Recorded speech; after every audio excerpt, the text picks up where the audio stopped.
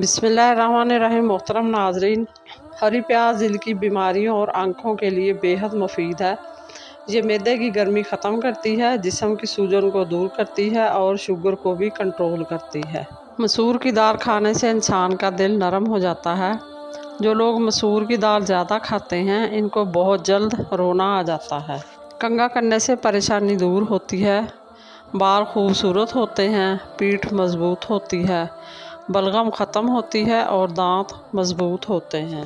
نزلہ زکام کے مریض کے لیے لمبا سجدہ نہایت مفید ہے۔ لمبا سجدہ کرنے سے بند ناک کھلتی ہے۔ گرمیوں کے موسم میں اگر سبز دھنیا مرجھا جائے تو اسے دوبارہ تازہ کرنے کے لیے برف والے پانی میں ڈال کر تھوڑی دیر کے لیے رکھ دیں، دھنیا کھل اٹھے گا۔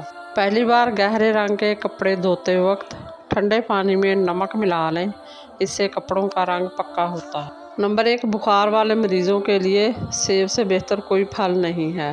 نمبر 2، سورج کی طرف منہ کر کے بیٹھنے سے بہت سی اندرونی بیماریاں جنم لیتی ہیں۔ چہرے کے بدنما تل مٹانے ہیں، پودینے کا رس چہرے پر لگاؤ، بدنما تل ختم ہو جائیں گے۔